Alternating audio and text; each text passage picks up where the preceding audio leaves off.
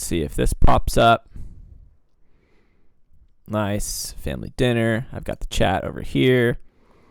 I've got Overwatch here. I've got the sound turned down on this too because I feel like the sound was too loud. I listened to a little bit of the last episode. So I guess we'll wait for some people to show up. Looks like there's some people in the chat. Wow, Ace to the. Thank you for subscribing with Prime. I have no clue what that means, but that looks chill. First time chatter. Nice. Jorbo. I really love Twitch people names. You're going to read everyone who's joined? Yeah. Jeff Mangum, Doppelganger. Emma D4WN. Oh, Emma Dunn. That person did the art for the 1TD shirts. Shout out, Emma Dawn. Fuck yeah. Scruffle Live, Lid, okay. If you subscribe, I'll say your name twice. And if you subscribe twice, I'll scream your name. I don't even know what subscribing does. Riptide 164. Nerve Rack. Nice. Thanks for subscribing last time. Though you could subscribe again. I don't even know if that's possible. Are you going to say their name twice sequentially, or are you going to say it once? I would say it once and then come back to it. And then scream it. Yeah, I would say it once. Oh, Star Sign, subscribe. Nice, Star Sign. If you do it again, I'll scream your name. Nice. A lot of good subscriptions out here. Cool. All right, well, while you guys are subscribing, maybe we'll start chatting about the podcast. So welcome. We decided the name's going to be called Family Dinner with a question mark. And I like that name a lot. What'd you say? Oh, yeah. Yeah, so you got the title running on Twitch. Twitch. Yeah, and I like that name a lot because... Oh, Lit okay. Thanks for subscribing. A lot of people are subscribing. I got to start yelling names. Funeral Home takes walk-ins. Subscribed. Mr. Harnick, subscribed. God, too many people are doing this. This chat's going crazy. You 5. Say thanks for subscribing. A lot of people just do it in batches, right? Or a lot of streamers just like look at the subscriptions every now and then. Honestly, I wish I could explain to you what's happening in this chat. Like there's like banners flying across my screen that say hype on them with confetti. I have no idea what's going on. Level 1 complete. Yeah, you see that? I'm like, what is this? Hype train? I don't know. What is this? Oh, hype train, 100%. Y'all are going crazy out there. Holy shit. Frank Ocean, Lovebot. That's a cool name. I like that name. Well, anyways, let me explain a little bit about the name Family Dinner, because whenever we practice his car seat, I always ask the guys if they would be willing to go and get family dinner as a group after we practice. And usually it's just me and Will, and sometimes our cousins Seth and Ethan show up for family dinner. And when they don't, I get mad at them and say, you guys never care about this family. And so I love the name of this podcast because it's very fitting for our family. Today's episode, we are going to talk about the movie The Matrix. We had so much fun talking about movies and art last time that we felt like it might be a good idea to talk about The Matrix. And we segued, if you remember, a little bit into The Matrix coming out of last episode. So we were all supposed to watch The Matrix today. I did not, but hopefully these guys did. I know Will, you watched most of it, right? It's a long movie, so it looks like I watched a little over half of it. Okay, but I've seen it plenty of times, so I think I could. Fair. I think I could, you get don't really after need it. to watch a movie to talk about it. You just need to remember it. Yeah. Oh, by the way, level 3 hype train. We're at 76%, whatever the fuck that means. Wait, is this like a banner thing again?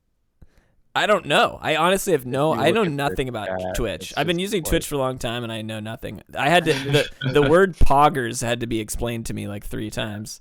They make it like a video game, so you're just constantly distracted when you're using it. Yeah. Well, level 3 hype train, 76%. You guys are kind of weak, honestly. I'm looking to get to level 10,000 today. Did any of us watch all of The Matrix? I watched about as much of it as you did. I got about halfway through it because I started way too late. but I also have seen it several times, so I feel Right. pretty confident to talk about it. And Seth, you're like a huge Matrix buff. Yeah, I live in the Matrix. You're wearing a Matrix t-shirt Oh every shit, day. we hit level 4 hype train, level 3 Andy, hype we gotta train. stop looking at the chat for a second. We Yeah. gotta get this. Yeah, we gotta get this show on the road. I'm sorry, there's a confetti flying across my screen. Okay. All right, so the two of us watched half of it. But I want to start out where we left off, where I've got an issue, and I thought of another issue. Yeah. So the issue that I was talking about last time is, why is it that when Neo is getting the shit kicked out of him in the Matrix, that he's laying on that chair on his back, and he's all twitching and stuff like he's getting punched, and like that makes sense to me, right? Like maybe your brain is causing muscle spasms because you're like twitching in a dream, right? That clicks with me. But then when he starts coughing up blood, I have a big issue with that. Like if you're getting punched in real life and you break something internally and blood, enters your lungs, you can cough it up. But like if you're getting fake punched, there's no internal injury happening. So how the hell is Neo coughing up blood? Well, I mean, so we can start with a more normal real life situation. Like, imagine someone getting scared to death, right? So, like, there's no visible external injury, but your brain is telling you that something is wrong to the point where it essentially like explodes your heart. Well, right. And so like I could see having a heart attack, right? But like having a heart attack, as far as I know, I'm not a doctor, but as far as I know, when you have a heart attack, your heart doesn't explode and you cough up blood, right? Like that is a stretch for me. Like something has to enter, blood has to enter your lungs for that to happen. And I can't. The idea would be there is an actual injury occurring outside the Matrix, but it occurs because your brain essentially does the injury to whatever, so say his kidneys explode or something, that's his brain sending a signal to his kidneys the same way your brain would send a signal to your heart to beat faster because something scary is happening. Right. Yeah. I just it's a stretch for me to think that like the cellular walls would rip open because of something like I've never heard of anything the brain causing like bleeding, right? Like how can the brain cause like an open wound to form on your skin? You know what I mean? So that's stress, absolutely. Ooh, that is there's a good point. There's also the added layer of in real life maybe that would be pretty far-fetched, but in the Matrix you also have that sci-fi phrase jacking in, which is like you have like a big keep it PG here, buddy. You're like you got like I think it was invented in the book Neuromancer or whatever, but you got like a big USB port on the back of your head that physically connects you to the internet basically. And like I think that like because in the Matrix he has like the big fiber optic cable that goes into the back of his skull or whatever. Yeah, and that I'll get to that in a second. I think the implication is that like the added connection of not just your brain having those stress responses and stuff like that, but also having some part of your nervous system be like physically wired into the Matrix, I think is what allows it to cause like some actual damage in that way. The ulcer thing makes a lot of sense to me. It's like a really, really fast developing ulcer. Though I'm not sure like what makes an ulcer develop, Well, let's look it up. I think it's diet, like. But like, okay, so let's say if it is diet, but like something directly has to cause the ulcer. Like what physiological thing is happening to create an ulcer like inside your body, Oh, also I should be playing this game, huh? Get this going. So what if Neo just like bit his tongue when he was having a spasm? Ooh, see, now that would make sense. And like if Trinity instead of being there is like, oh my god, like he's dying, he's getting beat to death. If she had been like, oh my god, he's biting his tongue, like somebody get a like something soft to put in his mouth. She's like, oh my god, he just bit his tongue. What a dumbass. Like then I would buy into that. Or it's like the first time it happens, like he he's fallen on the, he's jumped off the building and he fell in the big pit, and then he gets unhooked and like sticks his fingers in his mouth and there's blood. Yeah. So like maybe like 5 minutes before that, like one of the people who was in the room was just like sticking ketchup in his mouth or something, just like making believe that it was. They're just fully pranking him. That'd be really good. It turns out the whole movie, the whole movie's just a ruse. So okay, well, so here's here. Wait. Okay. I got stress ulcer. Oh pulled yeah. up on Wikipedia. Stress ulcer is a single or multiple mucosal defect which can become complicated by upper gastrointestinal bleeding or physiologic stress. Commonly found in the gastric antrum and the duodenum. Who can tell me where those are? The duodenum. Duodenum. Tell me where it is. The duodenum's in your intestine. Right. It's in the first section of the small intestine. The gastric antrum connects the stomach to the duodenum. Can you get an ulcer in your lungs? Maybe. If you can get an ulcer in your lungs, I will totally let this one go. If you can't, this movie sucks. Okay, go back to the main ulcer page. They got a listing for some gross ulcers, foot ulcer, corneal ulcer, mouth ulcer, venous ulcer, a wound thought to occur due to improper functioning of valves in the veins. So I mean that could be, that sounds like that could happen anywhere. And so if it's your veins malfunctioning, then that could be a brain issue. Yeah, I get that. I don't see a lung ulcer, but let's look at stress ulcers. Stress ulcers are defined by overt bleeding and hemodynamic instability, decreased hemoglobin, and a need for transfusion. That doesn't say how they form. Mechanisms. So here's the thing. Even if it's an ulcer, there's no way an ulcer's forming that fast. So I like the bite your tongue thing. Like that makes a little bit of sense to me. Like, okay, he just bit his tongue, and we just assume that it's coming out of his lungs. Okay, I'll bite on that. Let's have a vote in the chat. Is it tongue biting or is it fast forming ulcers? The fastest forming of ulcers, unless someone has evidence somewhere that you're like evidence of the body creating an open wound only from the mind. Then if we've seen any evidence of that in the history of man, I would believe it. But here's another hole. Let me throw another brain buster at you. Another hole in this movie. Sure. So, do you remember the scene where like Switch and all those other people are in the room when that guy first betrays them and he starts unplugging their jacks and killing them? I didn't get to that point, so I didn't see it this time. So at that scene, basically what's happening is this guy betrays them. He's walking up to their lifeless bodies sitting on their tables, and he is unplugging them from the Matrix without exiting them correctly, right? They have to answer the phone and somehow get out through like a normal means. And so they die. And what pisses me off about that scene is A, why do they die?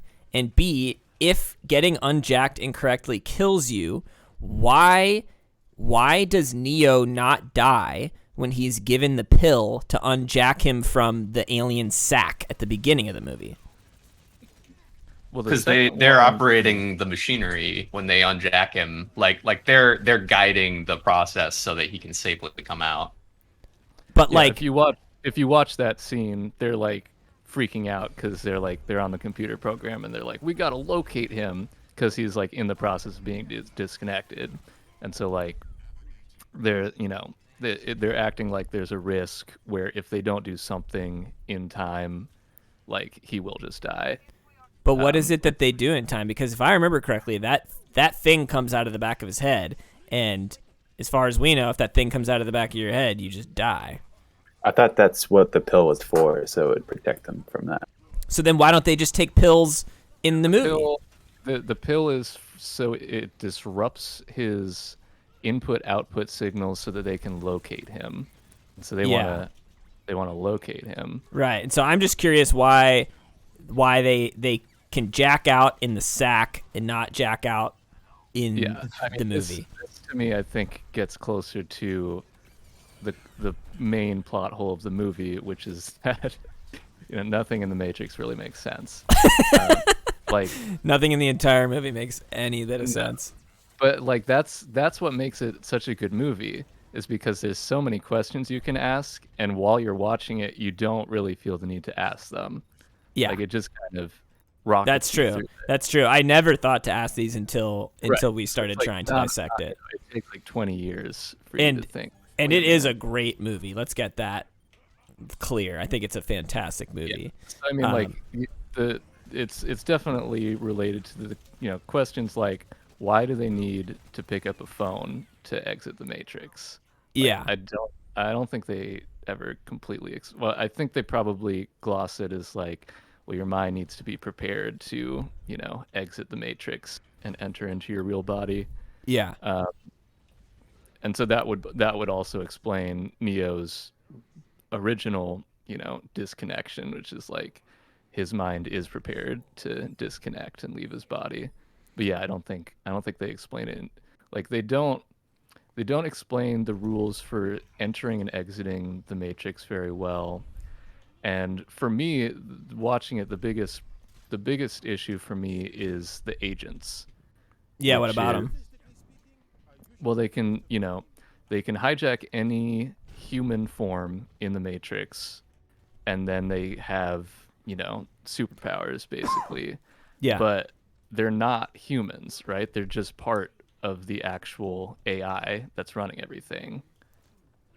So what about that is weird to you? Why can't the AI just not take a human form? Oh, I mean, I Well, think it can, right? It Like, can. Why, it just. why It, would okay, the AI itself wants this person who's running around in the Matrix to die. Why Yeah. can't they just take the form of like a cloud of poison gas and then? oh, that's kill a really good point. Yeah. Or like, why don't they just like terminate him? Exactly. like if use if the code to bot is terminate him. not, like like I feel like it would have been a better setup if the agents were actual humans, like who had woken up from the Matrix but then like turned to the dark side. Yeah, that makes That more would make sense. more sense to me, because that would explain why they are human, like why they're still limited to the human form. Yeah, they must have explained that away, right? Like that's too big of a hole. I didn't even think about that. They must. Well, there is that line where Morpheus says, because when he's explaining like, you're gonna become so powerful and you're gonna be able to dodge bullets and everything, and he's saying that like, because the agents are operating within the Matrix, they are still bound by some physical law. Even though they have some superpowers, they are still bound by some. He does say that. There are some parameters in the simulation that dictate some rules, kind of like in a video game, where like a video game can be completely unrealistic, but there are Still parameters boundaries. that dictate what behavior. And so I think the idea of the agents is that they can't just completely like put on God mode and kill Neo. Yeah, because instantly. the agents aren't like the architect or whatever. They're not like the main runner of the code, right? They're just operating within the frames that they like are given, that they're coded with, right? Like I always thought of the agents as more like an antivirus software that operates in your computer. Like exactly. they're like an application that hunts down intrusive software or whatever it sees as being an invader to the system. But yeah, even an antivirus software that has complete access over your system, there still is software that's able to evade that, or there's still sort of a cat and mouse game even in a real computer. Exactly. So that's how I always thought of it. Yeah, anyway. that's a good way to think about it. Totally. Yeah, that makes sense. It's just kind of funny to me, because that would mean that the aliens are pretty bad coders. Like their antivirus software is pretty insecure. Oh, like, they're brutal coders. Yeah. Even if they just changed it to like, okay, the agents can be any living being, like then they could just switch to bacteria form, right? And just like create an ulcer real quick. Yeah, exactly. Well, I feel like that's why Neo. I mean, the part of the thing is like the parameters of this are really not illustrated at all, Right. which is part of the problem. But I think the idea is that is how it would operate for the other 7 billion people on the planet, that the aliens do have, or they're not aliens, but the machines do have an antivirus software system that's basically capable of shutting down resistance from any. I think the idea of Neo is that the idea of like a Zen super god is something that they didn't write into their security system. God, Yeah, I mean, but when you say amazing. Zen super god, it really triggers something for me about the second movie, but we can get to that later. Yeah, so like the Matrix the Matrix itself is basically just like a giant antivirus program, but then Yeah. you wake up, like see behind the code and can change it basically, or bend the rules. Yeah, but like, okay, I have to just get to it. So at the end of the movie, where they should have ended the entire anthology, right? Like it should have ended right there at the very end of the first movie. He finds out he's the fucking one. Everyone's like, oh my God, he's the fucking one. He just got shot like 12 times in the chest and then got up because Trinity kissed him, which is also hilarious. Like, how horny do you have to be to wake up from the dead from a kiss? Anyways, so he gets kissed, comes back to life. Then he's in the Matrix, and then he runs as quick as he can at the agent, dives inside of him, and like blows him up from the inside out. Like his head fucking explodes, right? With like all this like light and shit. And it's like, okay, this guy is invincible. He can do whatever he wants. Agents are nothing to him. And then in the second movie, the first fight scene where the agents are all duplicating themselves and they're diving on him, and he's got that Pretty pole, bad right? fight scene. That shitty CGI fight scene. And it's like, why is he fist fighting agents when he can literally dive inside of them and blow them up from the inside out? Like, what are we doing here, guys? And that scene lasts like 10 minutes. It's such a long scene, and it's like, dude, you could kill these guys in a second. And then it's like, he was like toying with flies them. away, doesn't he? Yeah, he just like flies away. He's like, all right, I'm over this. It's like, what were we doing? Were you just like having like a lunch break? Was that for fun? Yeah. So like, I think Neo's obviously dumb as hell. Like, Keanu plays a really good dumbass character in like a lot of movies, and Neo's probably his dumbest. Either that or Bill and Ted, but The he Oracle says doesn't have a lot of brains. no, he doesn't. But he's he's a super cool guy. He's just dumb. Maybe that's what happened, is that like after he ascended, he got even dumber. I think he's just like bored. That's kind of what I pictured. He's just like super bored of the entire thing. Yeah, I mean that's why the first Matrix is so good, and why it was so hard to follow it up with sequels that were as good, is because the whole thing is just like running you through it with scenes that are satisfying and like don't cause you to question the premise of it too much, because like there's just so much in the next two movies that you do just question, like, why is anyone doing anything? Yeah. But it's like, the first movie has, like they plug in and they're doing kung fu fighting, and like that's probably pointless too, right? Because it's all just being programmed into their brain. Yeah. But it's fun to watch. Like it's set up where you want to see it. So that scene is so great. That iconic finger flip, so good. yeah. So it's like it's just set up in a way where when you encounter a scene, you don't question it too much, because it's something you want to see. Yeah, and then once you've established that he's invincible, then when you see him struggling, you're just like, well, that doesn't make sense. Right. Like, yeah. That's the problem with any sequel often, is that in order to justify the plotline continuing, you have to sort of undo something that you've done in the previous movie. Right. Or you have to contrive some sort of plot reversal in order to sustain. It's the same reason why like people will come back from the dead in sequels that shouldn't have come back from the dead, because it's like, well, if this person's dead, then there can't be another movie, so we have to roll back whatever story developments we made, and it's just a bad idea. Yeah, absolutely.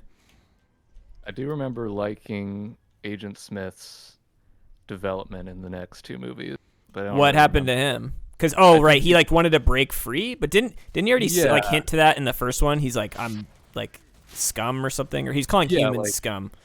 Yeah, like he was showing signs that he was like becoming more than just a mindless drone. In the Yeah, first one. exactly. Yeah, When he I has like, that whole speech where he says that he hates being inside the Matrix and he Yeah. like Right. is like longing to get out because he calls it a zoo, which that's like my favorite. That whole speech that he gives is so great.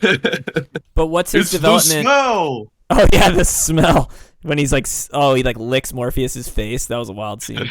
God, that actor did such a good job of looking like super fucked up and sedated in that scene when he was chained up. I remember that image really stuck with me.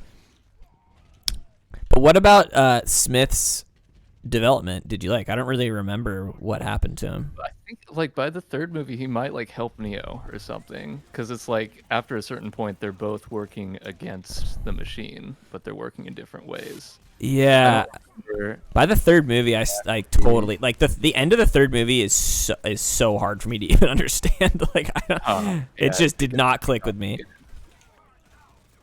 Like he's like blind, but like can see in like real life. Like he's like Neo, but not only in the Matrix. He's Neo in reality too, or something. That's probably like implying that, even the real reality is not the final reality. Oh, do you think that's what Matrix 4 is going to be? No, I think Matrix 4 is going to be kind of like a reboot, but there's a new Neo, and then when Orpheus shows up and is like, I need to show you the Matrix, then the new guy is like, no, yeah, I get it. Like, I saw the Matrix. Yeah, I was gonna say he needs to. There needs to be the scene where they're in the white box and Morpheus has like the old '50s TV set that has the exposition on it, but he just starts putting in a tape of the Matrix. He's like, I need to show you something. Yeah, and then the guy's like, no, like this was a huge hit, in the early 2000s. Morpheus is like, what? He's like, 1999. It was a big blockbuster. He's like, what? I've never heard of this. Yeah, I wonder what they're gonna do for the fourth one. Yeah, I don't know. They've got to play up on how old Keanu is now. Like it's got to be something. Are they gonna be the same cast? I mean, definitely gonna have Keanu in it. Yeah, well, hang on, let me see who's gonna be in it. Now Keanu should be the architect, right? So because he does just set up a new. I guess this is spoiler warning for the whole Matrix series, but yeah, I think he ends up just setting up a new sort of artifice for the world. I see. So maybe now Keanu's the bad guy. I hope they do. They're probably going to do some cool gun fighting in the new Matrix because, like, he's been killing it in John Wick. I don't know if you guys watch John Wick, but like the like action choreography in that movie is really good. Like the fighting is impressive. I heard that it's good. Yeah, I just hope there are less fight scenes because like that's where movies start going wrong, and that's where 2 and 3 lost me. It's just like endless fighting and nothing makes sense. Yeah, well, that's literally what John Wick is. The plot of John Wick is so funny and so bad, and there's almost no talking in the movie. It's pretty much just fight scene after fight scene, but the fighting is so good that it's entertaining to watch. Like you could pretty much watch that movie with no volume and it would be the same, but it's good. Well, I've heard it described as being like it's almost like a ballet. Yeah, it's the like fight scenes are incredible. Very visually storytelling driven in the way that like the ballet is. Yeah. So they're just well choreographed. They're so well choreographed, and it's such like whoever's coming up with the ideas is a real sick fuck, right? But like they come up with really twisted ways for him to kill these people, and it's super entertaining because like he's gonna kill them, and it's like, oh, how's he gonna do it this time? It's really good. All right, I'm gonna be right back. Yeah. Yeah, I've been dying to watch that movie actually because my roommate owns it and I've never seen any of them still. There's like 4 of them now, right? Yeah, it's one of those movies that like the first time I saw John Wick, I think was on a plane. It's a great plane movie, but then I saw John Wick 3. Like my buddy was in town and he works for like the cannabis industry and he always has like the newest cannabis products and he brought this thing called like a digital volcano or something. It's like a digital dabber or something. You don't need like fire, just digitally like heats up a dab. So we took dabs in a parking lot before we watched John Wick 3. We took like as like like in our late 20s, we took dabs in a parking lot like we're fucking teenagers, and then went into the movie theater and watched John Wick 3. and it was awesome because like that's the exact kind of movie that you want to watch when you're stoned because like yeah when you're stoned you can't really follow like plot or narrative or anything like that, because your mind is, you're too ADD, right?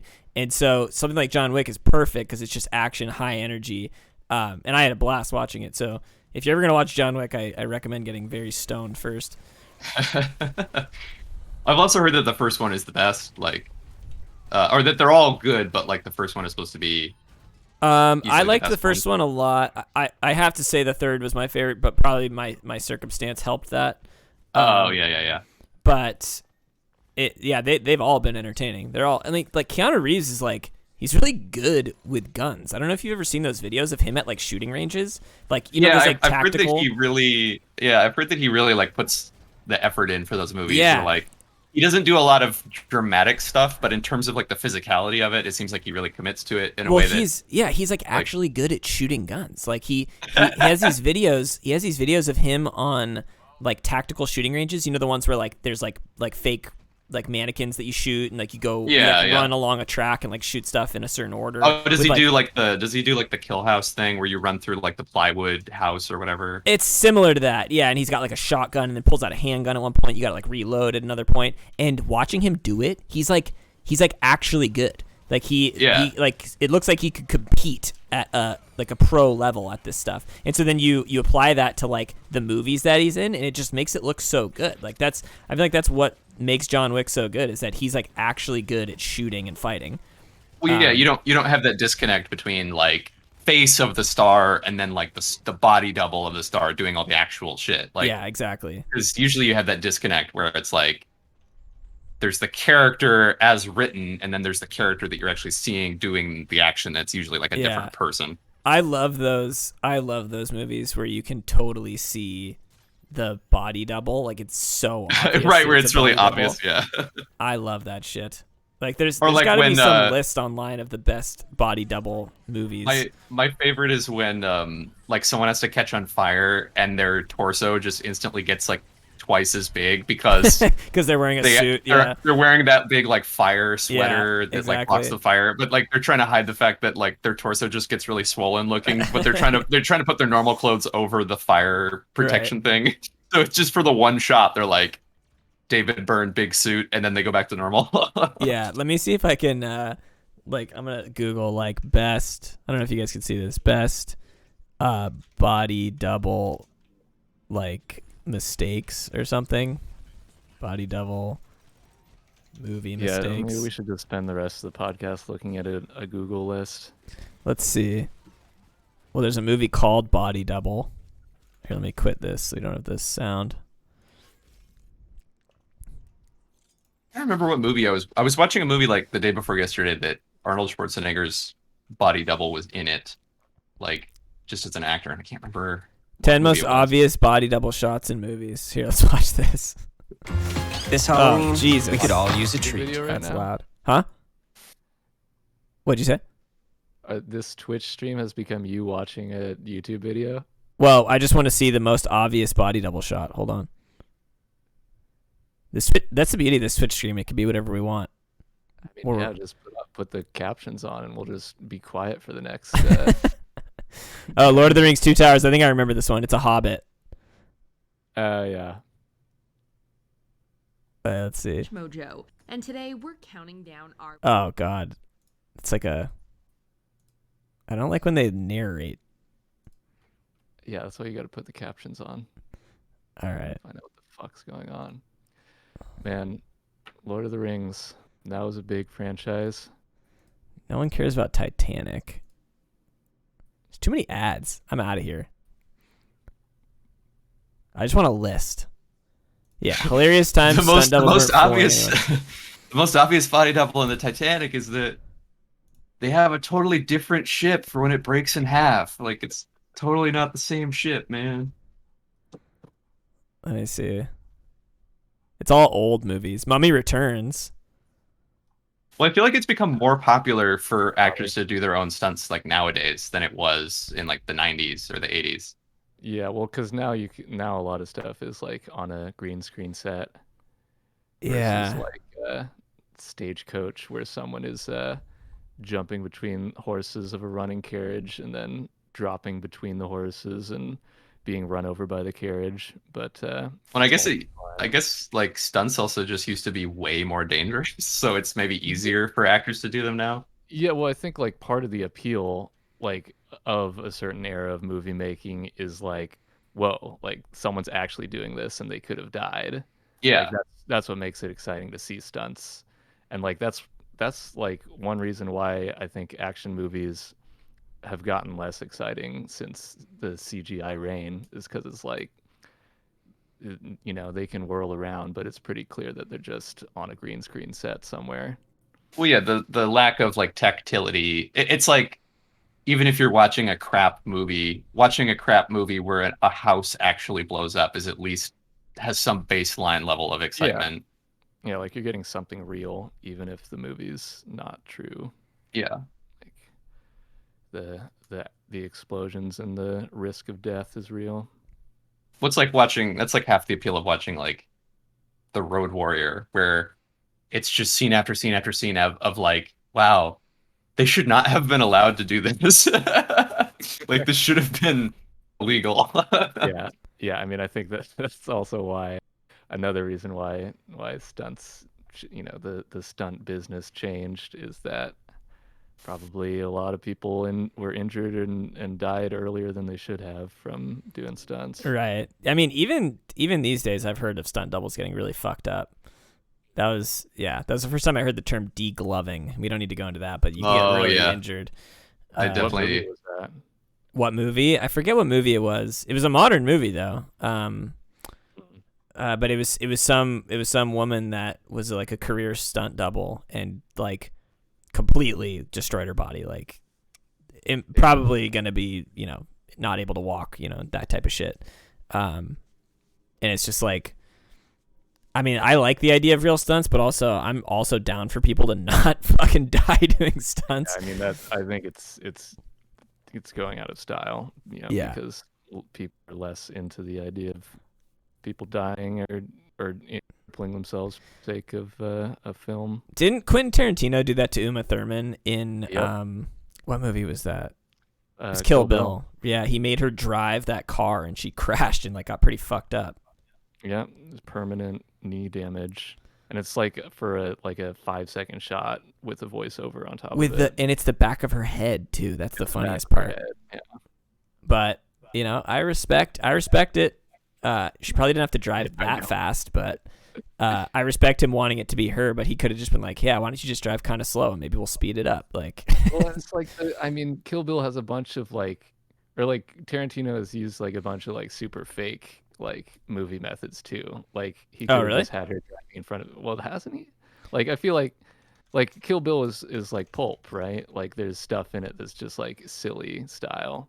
And he also made but what was it? Death Proof, which is Yeah. like all about being like a campy, silly movie. that's the only one that I haven't seen. Honestly, I feel like we should just forget about that one in terms of his career. But I feel like he because Uma Thurman was saying like I don't want to drive this car down this road at that speed, like it's Yeah. not safe. Like he could have just had her he could have done like a projection of a road that looked super fake and had her driving a stationary car in front of it, Right. and that would have still been like, I don't think it would have taken you out of the movie because there are a lot of like cinematic touches in that whole franchise. Right. well, yeah, part of his whole aesthetic as a director is like he's such a film nerd that Right. he openly kind of like cheekily uses old style effects methods and things like that in a way. It's kind of like the 1994 Dracula, where they're openly using rear screen Yeah. projection and matte paintings and all these optical effects, like because they look retro on purpose. Right. Yeah, I've been Um, meaning to see that again. Oh yeah, someone said Mila Jovovich stunt double lost her arm on Resident Evil. That's the movie. Ooh. Jesus. Yeah, I think- think that's it. I think in Pulp Fiction they use the the driving the car with just a projection in the background. I think when Bruce Willis takes the taxi. Oh yeah. Honestly, I think that looks better than green screen when you do it Oh, yeah. with rear screen Yeah, I projection mean, like that. If you need to. Well, I think that green screen for driving is pretty effective because like you just can't tell. Like I think they just actually film. I mean, like the method for green screening a driving background is pretty similar to just having a projection in the background. Well, if it's done well, like good green screen on a car is almost indistinguishable. I've just seen so many, even in movies that are otherwise competent, I've seen so many people do it really poorly where it's distracting. I feel like The rear screen driving- projection is a little less fidgety about execution, I guess.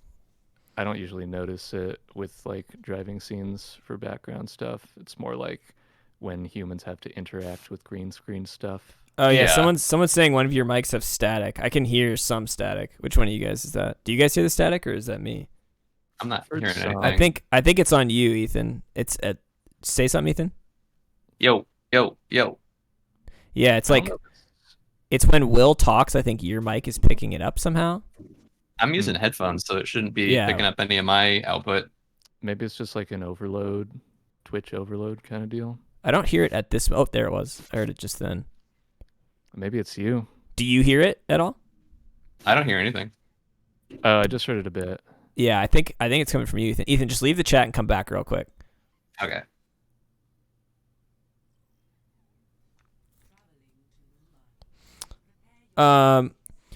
Yeah. Anyways, chat. Glad you're here. Glad you're gonna watch me wreck in Overwatch per usual. Oh yeah. As when Ethan left, it got good. Ethan, are you back? I just heard him come in. Hey. There we go. Seems fine for now. Seth, how you doing? You still alive? You breathing? Yeah, I'm good. I'm trying to follow the story of Overwatch. Can you explain it to me? The story that I don't think I've played a game with less plot than Overwatch because it's like there is no single player. It's only online. So like, as far as I know, there's just a group of heroes that's protecting the world from some evil group that's like robots. But the irony of that is like we're all just fighting each other. You never fight robots. It's it's a dumb plot, but it's an incredibly well made game. Start of Red versus Blue. Oh man, that is cinematic genius. That Yeah, that really was. the younger people in chat are not going to know what Red vs Blue was, but Oh, I think Red versus Blue has got some legacy power in it. oh, okay, good. But yeah, it's when I think I started watching it when I was like in my tweens or something, and Yeah, it was high when I was school. playing Halo as well, and so it really hit a chord for me. Great show. Like good writing and good filming for it being filmed in a video game, which is extra funny. Yeah, like I didn't play video games at all, and I still thought it was funny. It's just like, yeah, that whole era was really felt like, it was the era of people just like fucking around and ending up making like a TV show or a movie. Yeah, or exactly. Like early internet era, where like it just. You would just be hanging out and would end up coming up with ideas that would lead to like a franchise that would last 10 years or whatever. Yeah.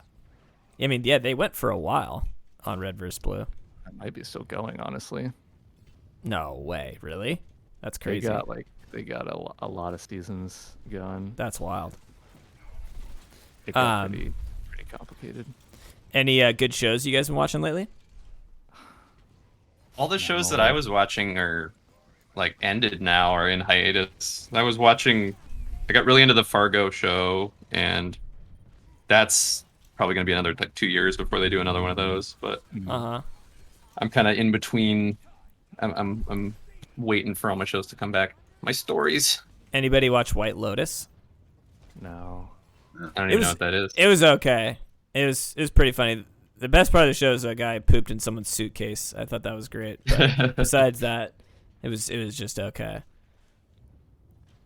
Then started watching 9 Perfect Strangers, which honestly not that good. Probably won't finish it, but Sick. so I've been watching a lot of good stuff. Are we gonna talk about The Matrix anymore? Sure, what do you got to talk about? I don't know. What? I pretty much got everything off my chest in terms of holes. When was the first time you saw it? The Matrix? I mean, Yeah. I probably saw it in the theaters, so whenever it came out. What year? Like 99? I think it was 99. Yeah. Yeah, 99 or 2000, because it talks about them being in the year 1999. It'd be pretty weak if it was like 5 years later. Yeah, I'm pretty sure. I saw it about right when it came out, and Wow, okay. it was it was incredible. It was mind blowing, especially because like when I was a little kid, I was so into like technology and video games and stuff like that. It's just like really up. It was really up my alley. Yeah. Was it? Is it? Oh, R or there's is the it white PG? noise again. Yeah, it's. Oh wait, actually, I don't remember if it's R or not. Hang on. I know there was like a fuck that they had to drop. I don't think it was R because I saw it. It's got to be like PG-13. Right. Maybe, Well, you would've maybe I been- didn't see it in theaters then because Yeah, because you would have been 9. That's pretty. maybe I young. saw like the second one in theaters. Wow, what it I'm is thinking rated of. R. What in it makes it rated R? It's just intense action. Maybe That like might be a the couple standards for, yeah, maybe the standards for what was considered like disturbing were different in 1999. 'Cause I feel like Yeah, if it was released yeah. today, it would be PG-13. Yeah, I think at the time the scorpion through the belly button was considered pretty shocking. Yeah. Like, Well, I mean, that deal. scene scared the crap out of me when I was a kid, like where So- his mouth disappears and all that stuff. Yeah, I was thinking about that scene.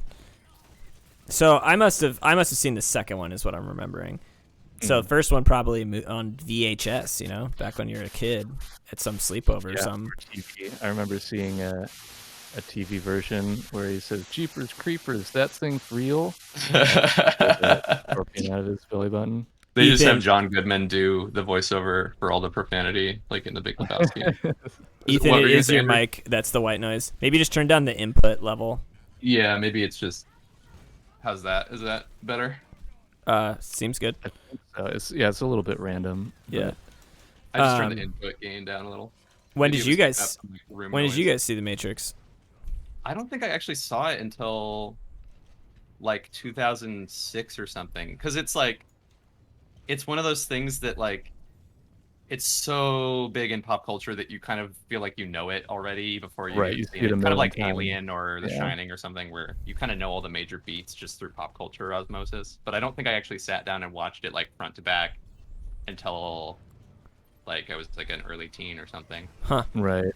Yeah, like me. Yeah, me too. Where it's just like every single show and thing that you see is doing some sort of Matrix parody, Right. and like I kind of hate that because it's like obviously the original thing is good enough that it's something you would want to see in context, and then just your exposure to it is just like a bunch of things that are parodying the most iconic scenes from it to the point where by the time you actually see the movie, it's like, yeah, you think you've already seen it, but then it's like, oh, in the original context, these were actually like meaningful scenes. and Yeah. moments. Yeah, I Right. think the problem is like you get like this really bothers me about Alien a lot because I think the original Alien's a great movie, but it's when a movie becomes so saturated in pop culture, if a younger person is watching it for the first time now, there's running the risk of they'll watch the movie and it just starts to feel like a collection of memes. Right. And I kind of hate that because it's like it sort of there's the potential to spoil a person's ability to appreciate it like on its own merits, Right. and like a movie can sort of 2001. become the victim of its own success in that way. Yeah, it's weird. Especially But- horror movies, I feel like it's much worse. Like trying to watch like The Exorcist or Halloween or Oh, something, yeah, and it's just yeah, like yeah. every beat of all those movies has been ground into paste at this point. Yeah. I mean, it is not like like when I go back and actually watch those movies, it is nice to be reminded that those original movies are good and they're not just meme material. Yeah. But then it's depressing to go back and see them used as meme material. Yeah, for sure. Yeah, like 2001 is a big one too. It's just like everyone knows the big monolith ape scene, but it's like, I didn't until you told me about it. oh really? You'd I- never seen? No, and you I hadn't I seen, also like, watched Zoolander or seen what? Zoolander. They parody 2001. How? It's when they're trying to get into the computer. Oh, and he says it's find in the Newton. computer. Yeah, he says it's into the computer, and they're like throwing. Oh, they they start, start like, acting like throwing apes. shit at Yeah, her. yeah. And the 2000. I didn't know that was a reference. That's hilarious. Yeah, I think it's like slow-mo and the theme to 2001 starts playing. Yeah, I just remember watching 2001 over your shoulder on a plane. Remember that? Right. And it decided was that it terrible. it was Yeah. like the dumbest thing I'd ever fucking seen. Like Yeah, that is not a good plane movie. I'll say that. that You need scene, it was like You need- nothing happened. You need a you know? big theater and like a comfortable seat to watch that movie. Well, yeah, because you're going to bed. That's why you need Yeah, you need a like good place to sleep. definitely the middle section of 2001, or like there's three big chunks of 2001. Like there's the ape chunk, and then there's a moon landing chunk, and then the last chunk. The last chunk is like where there's actual plot, and like that's like kind of the best part. What's the um, part that I saw?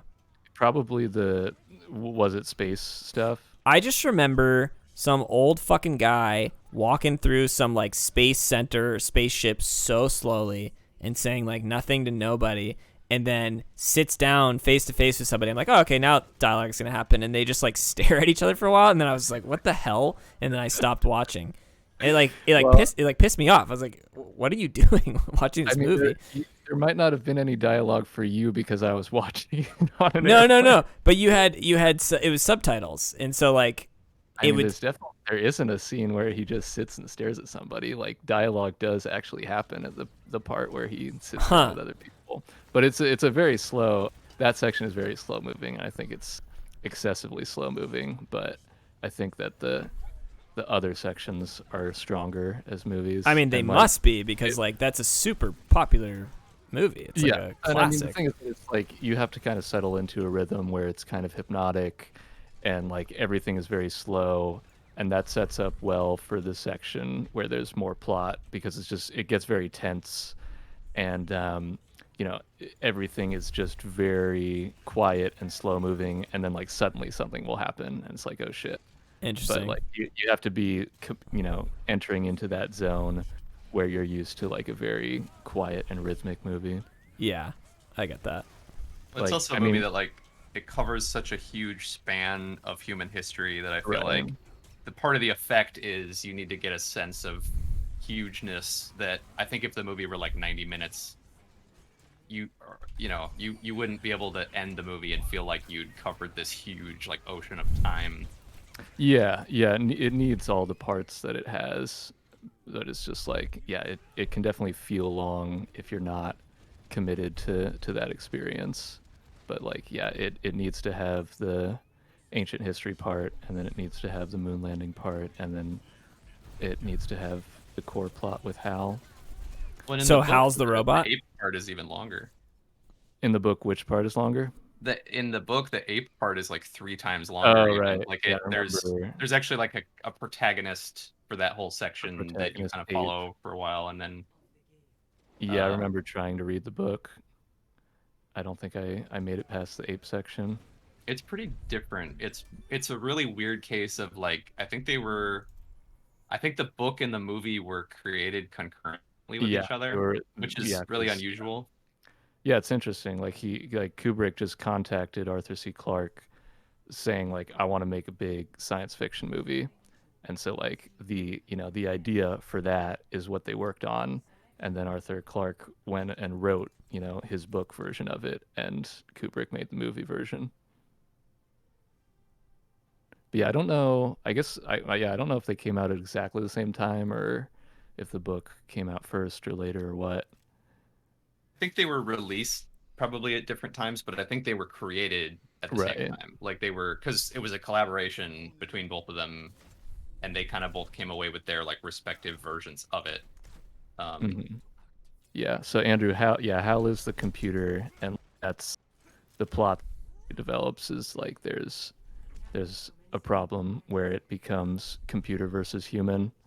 But When you say computer, is it like the monolith thing or like? no, I mean you should watch the movie, and then next time we'll talk about 2001. Oh God, please no. I've seen enough. So is the computer like is it like anthropomorphic at all? Like is it like a walking, moving thing, No, or is like, it just like? I feel like you've probably seen some sort of parody of this where they're on a spaceship, and the computer just kind of controls like all these different aspects of the spaceship, but like what he actually is just like basically a camera that like when they show him, it's just like a camera with a little red light blinking beneath it. I see. So like, and he has this very calm voice. It's like, you know, da, da, da, da, da, da.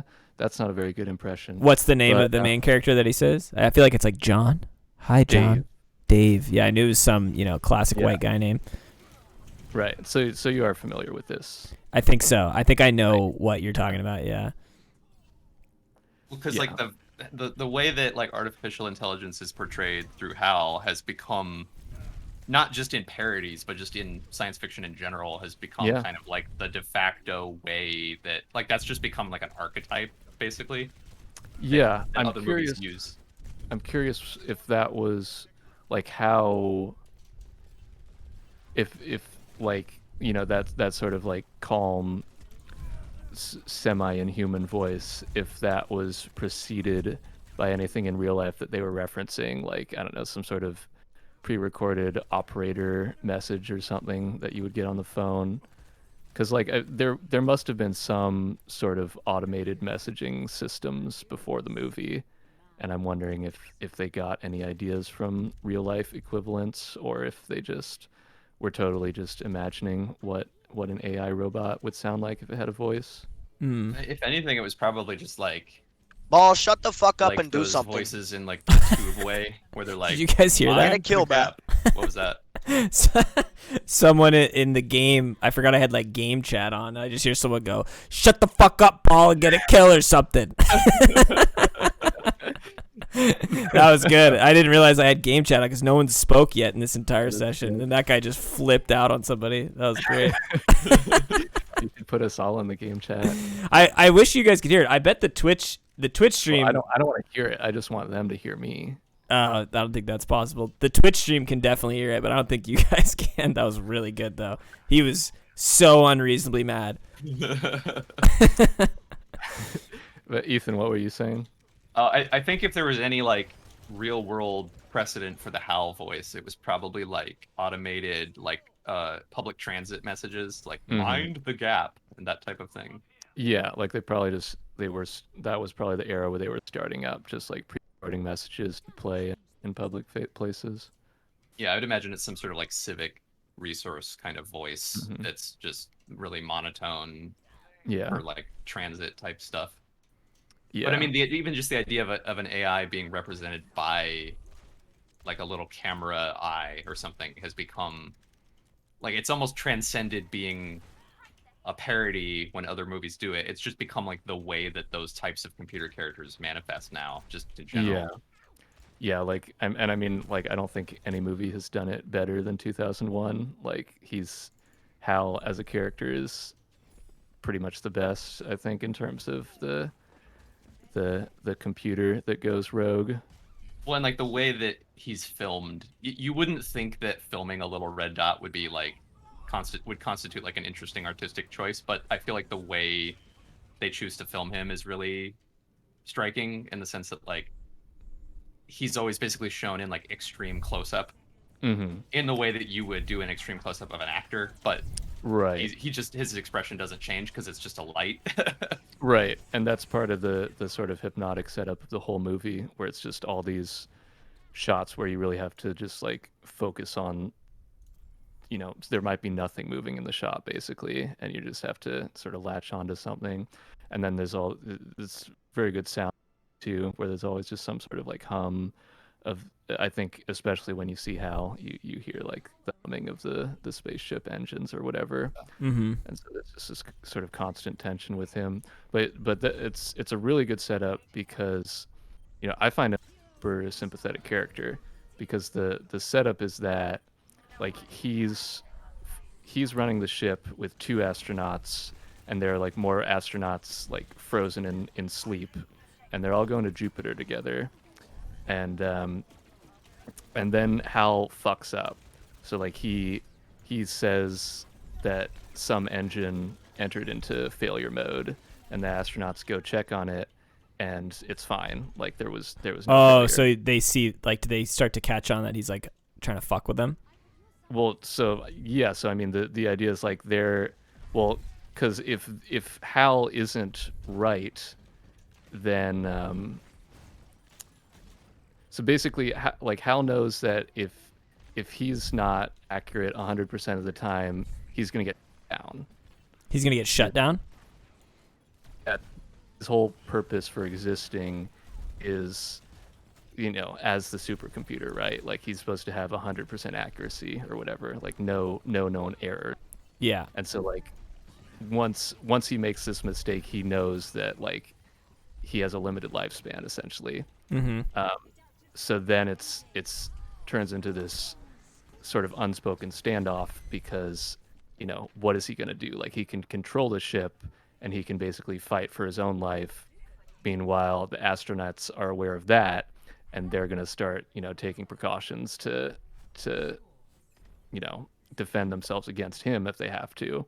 But it's all just sort of takes place in this very low key way where the stakes just keep getting raised and raised and raised until a breaking point happens.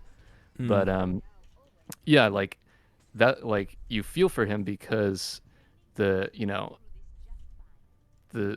they're both sort of caught up in the system where like it's a parallel to the ape fighting days where it's a fight for survival.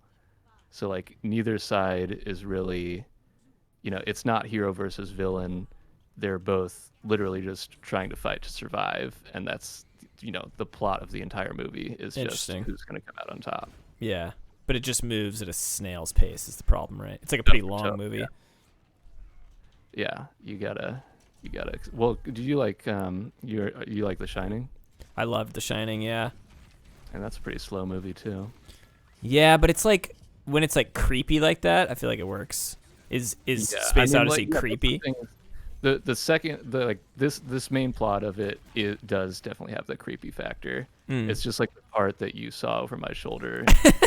Not. I was Like, confused. it just takes a while. There's definitely like yeah, it gets into Shining territory for sure, with just like creepy music and just like slowly building tension. Yeah. It just takes a while to get to that point.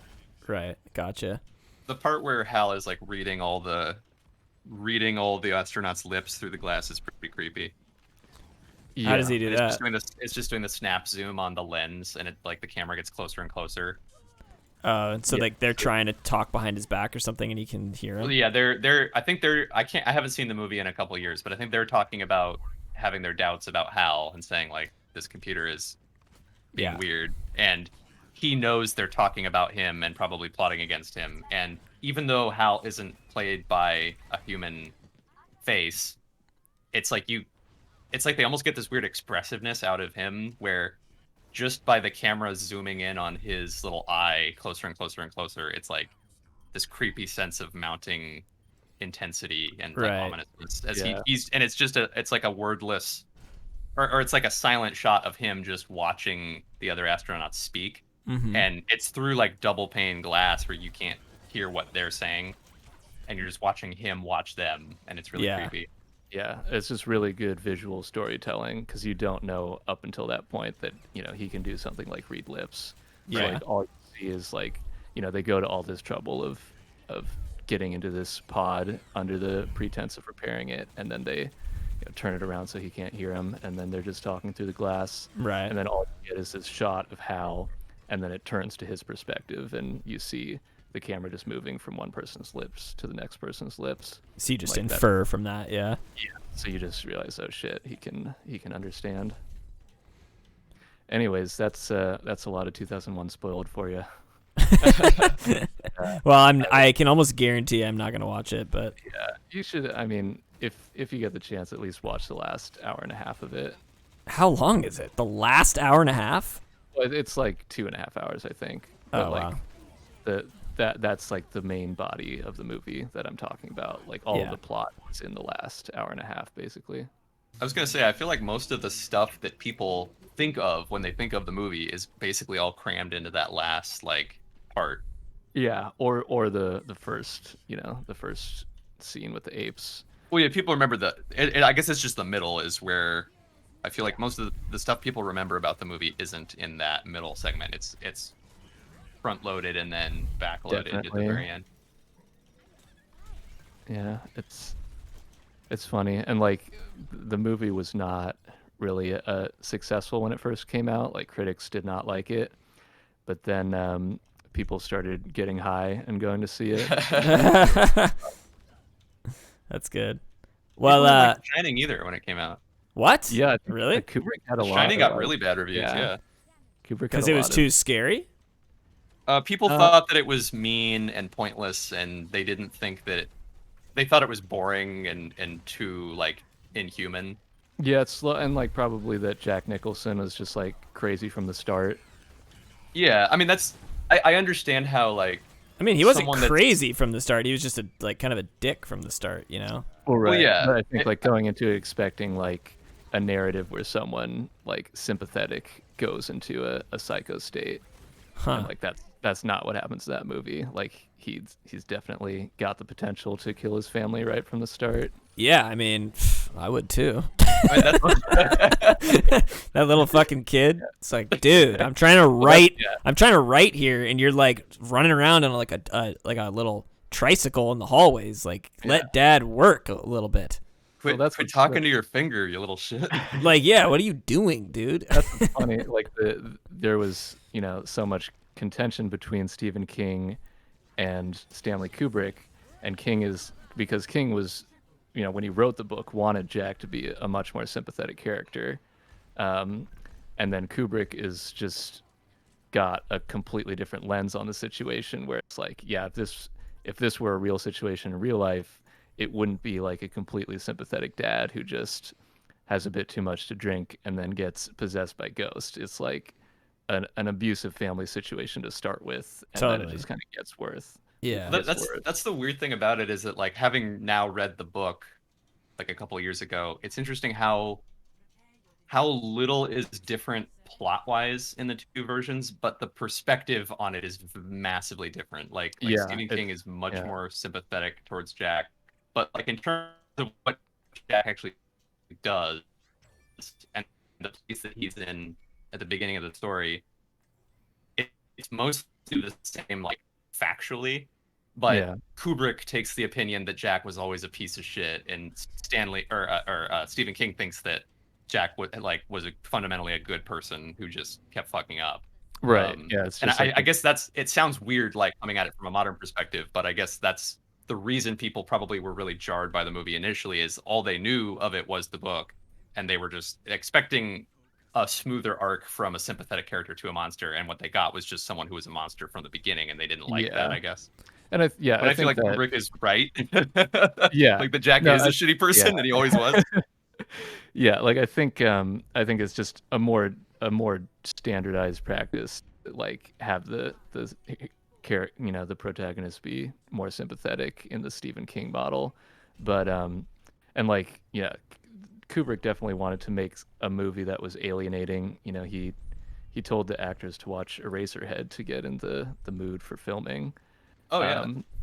But yeah, like I think ultimately what he wanted to do is just portray what he saw as the reality of that situation, and I think he definitely captured it definitely in a different way from King, and potentially in a more truthful way than King.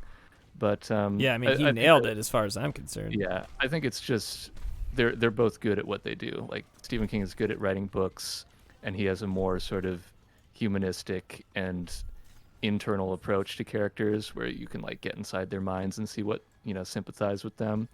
And then Kubrick is just a very visual sort of, I mean, he started out as a photographer and basically kept in that line where just all the information has to be there on the screen or it doesn't exist, basically. Yeah. Someone Like, in the Kubrick's chat. just way more. Oh, sorry. Someone in the chat named Hopwort wrote The Shinning. Oh yeah. Is that a reference to something? It's from The Simpsons, Oh, right. where someone says The Shining, and then groundskeeper Willie is like, "It's The Shinning. We're gonna get sued if you say the real name." I'm trying to think of what the movie The Shinning would be versus The Shining. It's just Danny. They're trying to kill Danny because he keeps going around kicking people in the head, being an asshole.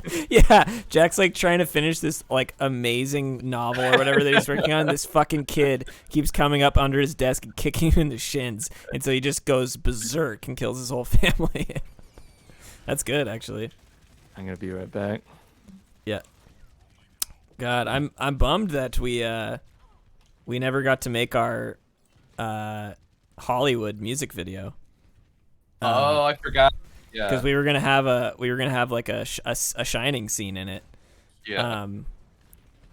I maybe I'll wait till Will gets back to talk about it. Yeah, it was gonna be like Will, like me running Will up a set of stairs, and he was gonna be swinging a baseball bat at me.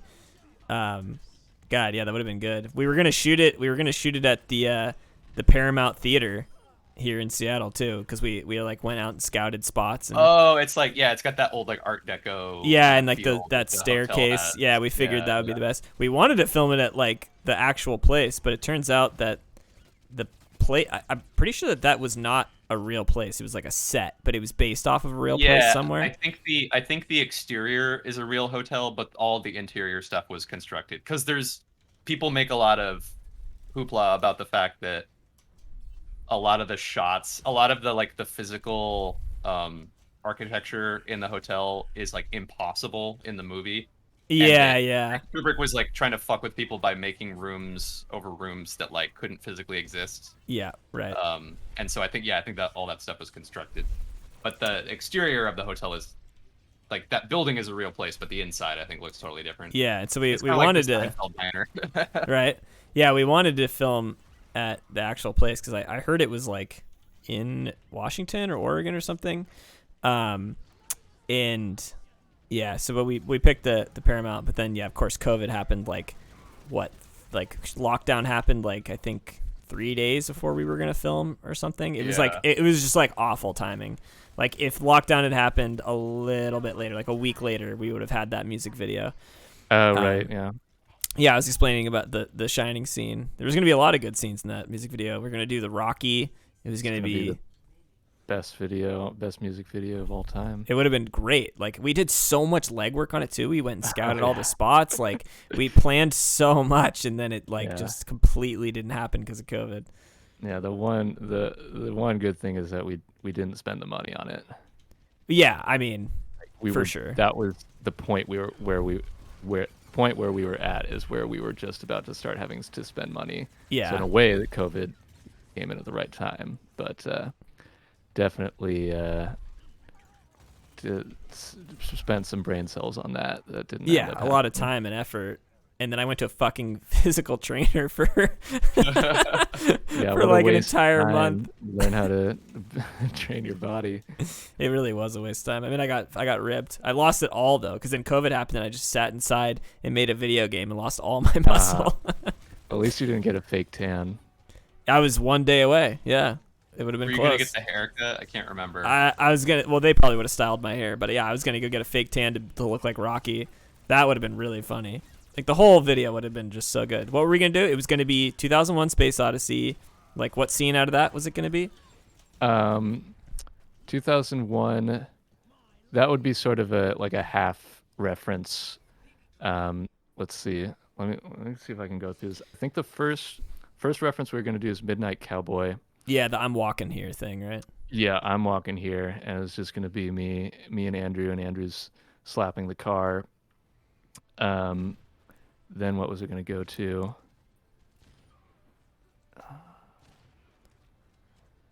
What bit from 2001 was it going to be? Because I couldn't remember if that was going to be the room where the monolith is at the foot of the bed. At the very end. Yeah. And that would be me in the bed, but then it would like pan out to reveal that it's just a set. So it'd be just like a really shitty version of the 2001 set. Yeah. But yeah, and then there was a Pulp Fiction scene where Andrew shot Ethan in the head. That was gonna be so good. Yeah, the scene where Travolta shoots that guy in the head. I would have been Travolta. That would have been so good. I bought the gimp suit too. Yeah, and that wasn't even gonna be in the. What a waste. Oh my, I can't believe we didn't think of that though. Putting Seth in a gimp suit would have been really good. Yeah, well, the thing is that like there's no GIMP moment in the Pulp Fiction, right? Like he's there as a character, but it's not like the most iconic scene, I feel like. No, but it would have been good to put Seth in a gimp suit either way. I would have had a good time Just with like it. yeah, just randomly. And then it was And gonna that- be. He should have just been driving the car, but when Andrew shoots me in the face. Well, I think Will was gonna be driving the car if I remember correctly. Right, Um, because it's yeah. I But gonna Seth do was the gonna same be directional. Seth was gonna be the Russian guy or the German guy from Rocky. I was Oh, gonna yeah. be fighting Seth Yeah. in the ring, and we like went and scoped out a boxing gym and everything. Like it would have been great. And so yeah, we would have been fighting Seth in the ring. Yeah, and then it would climax with Andrew swinging a bat at me as we walk up the stairs, Right, for The Shining. shining. God, yeah, it would Would've have been been good. epic. It could have also been terrible because we had never done a video remotely that big. Yeah, but I feel like no matter what, even if it came out bad, it still would have been good. You know, like Definitely, it would have been worth it just to try. yeah. But you know, Sometimes it's also worth it not to try. well, yeah. Sometimes there's a global pandemic, and you just don't do it. You just don't do anything for 2 years, and then you make a podcast. Yeah. And that's kind of what The Shining is about. Lockdown. I mean, Yeah. honestly, yeah. Like we're living it. We're living The Shining. Yeah, I just killed my lockdown family was yesterday. worse. Lockdown was worse than The Shining because you still had to look at social media. I'm just picturing a version of The Shining where Jack is just instantly has access to Twitter, Yeah, and exactly. he becomes homicidal like day one. It's way faster. Right. The movie's like Yeah, like 30 it's- minutes long. Yeah, like you just get a lot more dialogue. It's just like, do you see what's fucking trending right now? I fucking hate this shit. I swear, I'm gonna just kill everybody in this hotel. Or like his wife posts something really brutal on Twitter. He's like, yeah, he's reading. Or she He's like reading leaks she leaks the book on Twitter and he kills her. I told you not to do that. And what would Danny do?